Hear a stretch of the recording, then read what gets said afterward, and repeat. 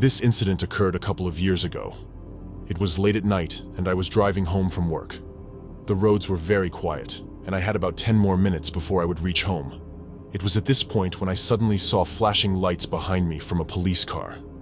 I slowed down and moved over to the side of the road. My heart started racing because I was afraid that I was going to get pulled over. I had no idea why I would be, though. I looked at my speedometer and realized I wasn't even speeding. I was hoping that the car would drive past me, but it didn't. When I stopped on the side of the road, the car stopped behind me. I was trying to think of what I did wrong.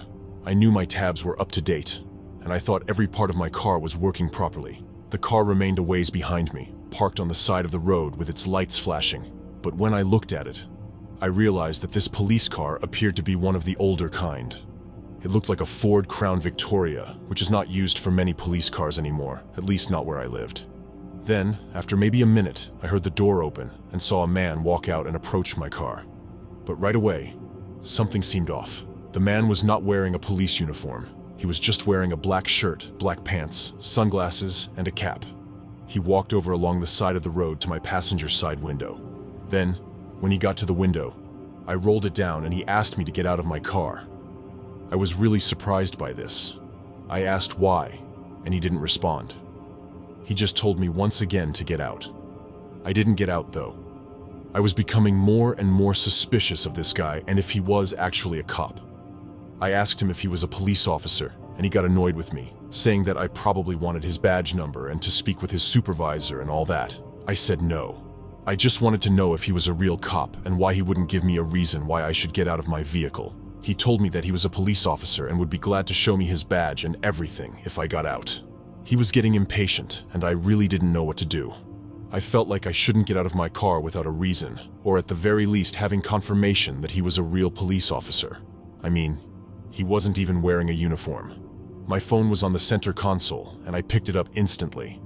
He told me to put the phone down, but I told him that I was going to dial 911, and when more officers got there, then I would get out of my car. He told me that I didn't need to do that, and I was making things harder than they had to be. But I did it anyways. As I started to dial, the man at the window tried reaching in. Luckily, I hadn't rolled the window all the way down, so he couldn't reach in very far. He then banged on my window rapidly several times. Finally, as my call to the police was going through, he backed away. He said something like, "Fine, go ahead. I don't care." The man then started walking back to his car. I talked with the 911 operator about what was going on, and I was asked if I wanted an officer to come to my location. I said yes. And just a few seconds later, I noticed the car behind me turned off its flashing lights. Then the car made a sudden U-turn and took off driving in the opposite direction. I waited there for a real police officer to arrive, and when they did, I told them everything about what had happened. I was told that the man that pulled me over was more than likely a fake police officer. After that, I was able to drive home. I feel very lucky to have made it out of that situation, and I'm glad that I didn't get out of my car. I don't know what the guy wanted, but I'm glad I don't have to find out. I worked as a police officer for a couple of years. I no longer work in law enforcement, but for my 5 years that I did, I had several scary experiences. The first one was when I was still sort of new on the job. I had recently gotten my own police car and was working a lot of overnight shifts. The city that I worked in was generally really quiet. Most of the crime was less serious, for the most part. One time, I was working overnight, and by now it was probably like 3 in the morning. I was patrolling my assigned area, and after driving around some quiet roads, I parked off of one. There was a park that was now closed, but it had a parking lot next to a trail with dense woods on both sides. Every now and then, suspicious activity would be reported from the park, so I decided to drive around just to patrol. The parking lot was also very dark with no lights and had 2 main areas of parking. The first one was close to the road, and the second one was just behind that, separated by a little bit of grass and some trees. When I got into the parking lot, I saw that it appeared to be empty. There were no cars in the first area, and then, when I drove into the second area, there was nothing there either. I drove over and parked just for a couple of minutes. To that point, it had been a very quiet night, which was good. But as I sat there in my car and was about to start driving away and leave the park, something happened. There was the sudden sound of what seemed to be a rock hitting my vehicle. It hit the backside of it, and I turned around to look. Even though it was extremely dark, I just barely saw what looked like a person disappearing off the trail into the woods. Instantly, I got a bad feeling. I opened up my driver's door and got out of the car. I yelled asking who was there but didn't get any response. I sort of heard somebody going through the woods far away, though it was quiet, and the only reason that I heard them was because it was such a quiet night. I decided to go investigate. I left my car and looked. There wasn't any noticeable damage on it, but I did see a rock on the ground not too far away. I then walked over to the path where the person had been. It was maybe 50 feet from where my car was parked. Now, the park was closed, so nobody was supposed to be here in the first place, and no cars were in the parking lot. So, I wasn't sure how whoever was here got here. I couldn't think of a reason why they would be here at 3 o'clock in the morning. Though, when I made it to the path, I started to walk down and shine my flashlight around. I didn't hear any more noises. I called out once again, identifying myself and asking for anybody there to do the same. It was difficult to see anything in the woods. The woods were very dense, and it was summertime, so all of the plants were visible and growing strong. After probably 2 or 3 minutes of walking in the woods, suddenly I heard a noise from up ahead. I shined my flashlight to the area just on time to see a rock flying towards me. I also just barely saw somebody going deeper into the woods a ways up. I moved out of the way as the rock missed me by less than 10 feet. This was really serious now. It went from somebody throwing a rock at my car to throwing a rock at me. I yelled for whoever was there to stop and told them that I was a police officer. I heard them running through the woods up ahead, and I started to run in that direction after them. As I was running, I radioed in my situation, saying that somebody was throwing rocks at me. Meanwhile, whoever was running through the woods seemed to know them really well. I heard them go farther ahead and way off of the path. Soon, I didn't hear anything at all. I went into the woods, looking around, shining my flashlight in all directions. There would have been a million places for somebody to hide in there. Though after searching around, calling out, and not hearing or seeing anything for the next 10 minutes or so, I decided to head back. I left the woods and went back to the path. From there, I walked back to my car and got inside of it. I was told that 2 other officers were on the way to help me out. As I was sitting in my car, though, another rock hit my vehicle. I turned around and saw somebody running into the woods again. I got out of my car and ran over in that direction. This time, I heard whoever was there much deeper in the woods running extremely fast away from me. I went back towards my car, and backup arrived just a couple of minutes later. The entire woods were searched, but we never found the guy.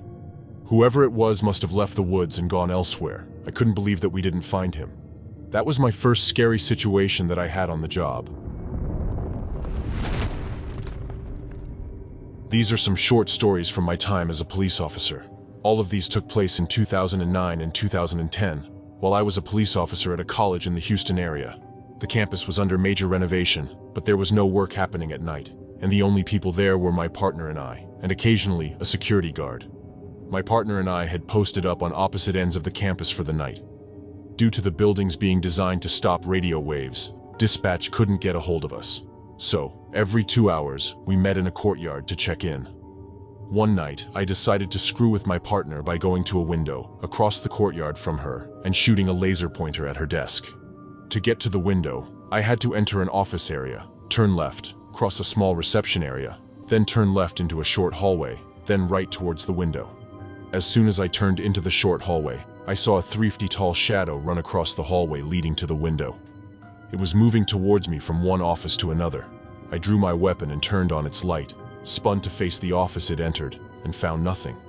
The room was completely empty. No desk, no chair, no little shadow person. Nothing. A few weeks later, we had a guard with us for the night, and we were all meeting up for the 0400 welfare check in the courtyard, after which we were going to the loading dock, which was my post, and sending someone to fetch dinner. My partner and the guard were waiting in the courtyard when I got there. I had to walk down a long hallway and through a door with a self-locking push bar looking directly into the courtyard to get to them. I locked the bar open so we could get back to it without having to walk around the building to a key door, and went out to talk to dispatch. While waiting, the guard went to toss a cigarette butt in the can next to the door I went through. After that was done, the guard said he needed to get his keys from his post, which was in the building opposite the courtyard, and my partner and I headed for the door I had used. She pulled it, and it was locked. Not the push bar, the deadbolt. First we assumed the guard had locked it to mess with us, but then I remembered he didn't have his keys. The deadbolt had no way to automatically relock itself, and the push bar wasn't locked. Part of our routine at Ship's Change was to open specific doors when we did our first rounds and close them during last round. One of these doors was between a hallway on the outside edge of one building, leading into an elevated walkway to the next building. The closer on this door was broken, so it took considerable force to open or close the door. I had forced it open earlier that night and was on the way to close it before I sat down to do my paperwork. When I was about 40 left from the door and walking towards it, it smoothly swung closed completely. I was already a bit on edge from minor incidents earlier that night, which were noises coming from empty offices, shadows moving past windows on other floors, and so on. So, I turned around and headed back to the office. The last major incident I remember was one that really sketched me out the most. I was walking down a long hall on the first floor, which was mainly storage and mechanical rooms. As I passed one mechanical room, the door swung open.